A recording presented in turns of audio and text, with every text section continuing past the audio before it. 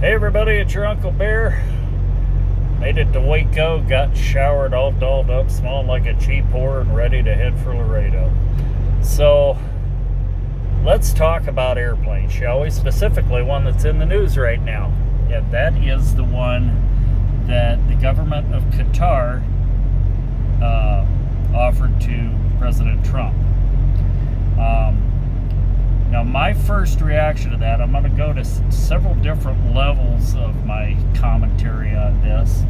And my first reaction is no to the hell no. And the reason being, Qatar is not an ally of the United States. It's not even like the friend of a friend of a friend.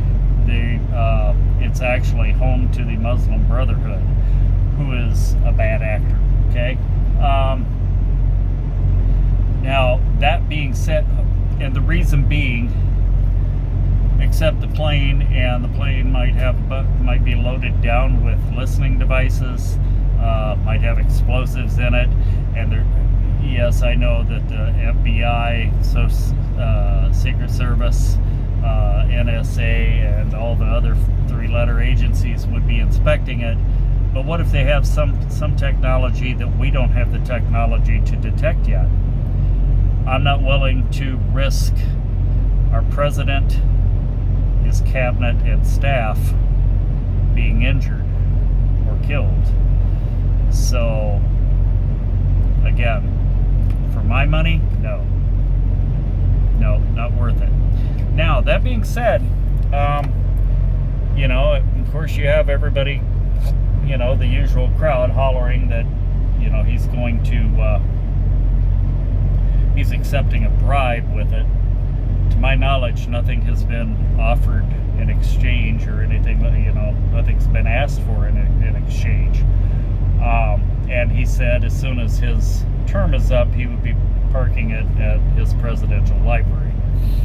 Which, actually, in regards to that, if I were him, I would go ahead and let it serve as Air Force One until Air Force, we have Air Force One and Air Force Two. We have new ones on order, and I'm going to go into that also.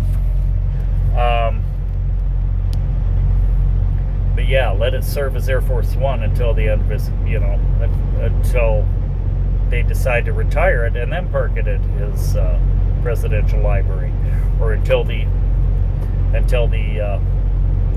new Air Force One is built. Now, that being said, in 2018, and I'm not placing blame on the Biden administration, but during the Biden administration, the Air Force One and Air Force Two were ordered from Boeing at a cost of $3.9 billion. Okay, the plane in Qatar that they want to give President Trump is valued at $500 million. So yeah. The cost, Boeing's cost is, and granted, Air Force One is going to be a little bit lavish, it's the president's. It should be. But I think that Boeing needs to pull their head out of their ass. They told, when they were ordered in 2018, they were told that they'd be ready around 2028. Okay, 10 years to make two planes. Really? I'm sorry, if the president of your country calls up and says, hey, you know what, we need new Air Force One and Air Force Two, how quick can you get them? You bust your ass, you put people on overtime, you get it done now. Plain and simple. That's just pride in your country. Hey, we want our leaders to be flying around in the best stuff there is.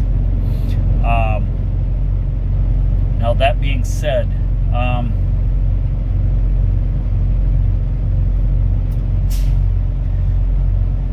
now they've turned around and said that they won't be ready until 2035. 2035. disgraceful.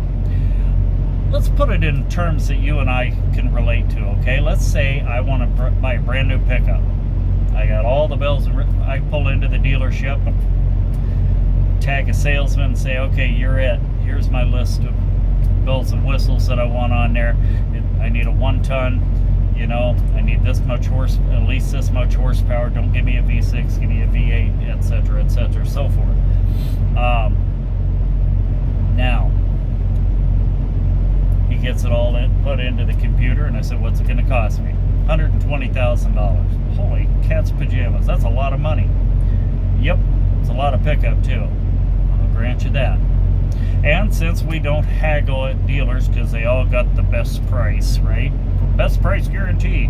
But as we as Americans, if we had a little more ambition, I bet you we could call dealerships all over the country and find that exact same vehicle for less if we wanted to do the homework.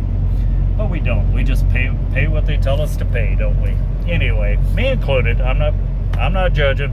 So anyways, so he says it's $120,000. Okay, when's it going to be here? A year. A year? Again, it takes a while to put all those bells and whistles on there. Okay, I'll grant you that. A year. So about 6 months goes by, and I go into the dealership, tag the dealer, and say, "Hey, are we still on track? You know, I got my muffler, my tailpipe hanging up with the coat hanger, and the air conditioner doesn't work, the heat doesn't work, the radio works part of the time. I'm ready for my new pickup." Well, but about that, it's going to be a little bit longer. How much longer? A couple months? A year and a half. Excuse me, a year and a half. Yes, a year and a half. So it's going to take me, instead of the 1 year that I agreed to the day I ordered it, now it's going to be 2 full years from the day I ordered it until I get it. Yes. Okay, is there a discount for me having to wait for an extra year? Oh, no. No, no, we don't have a discount. Huh. Well, the thing is, across the street at the other dealership, the other brand across the street, they have one. It's got all the bells and whistles I ordered with you. It's got a V8 engine in it. It's got everything I asked for. It's just in a different color than I ordered. And I actually kind of like that color better than the one I ordered. And they are only asking $80,000 for it. So I'd save $40,000.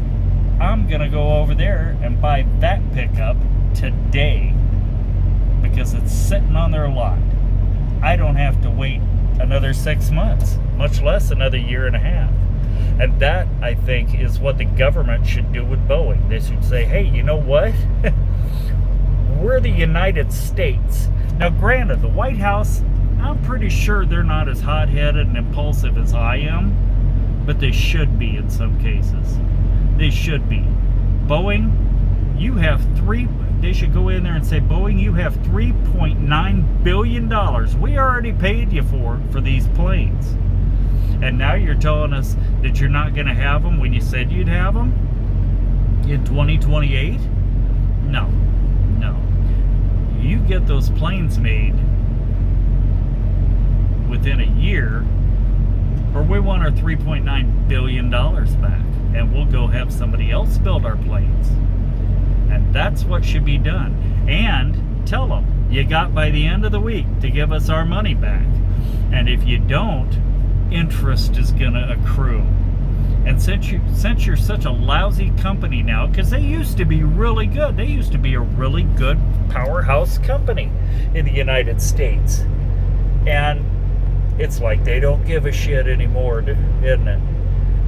And a lot of companies are like that. I actually had Sam's Club hang up on me the other day. I had an appointment to pick up my groceries between 7 and 8 p.m. And at 7:30, we decided to go over there because they close everything at 8, right?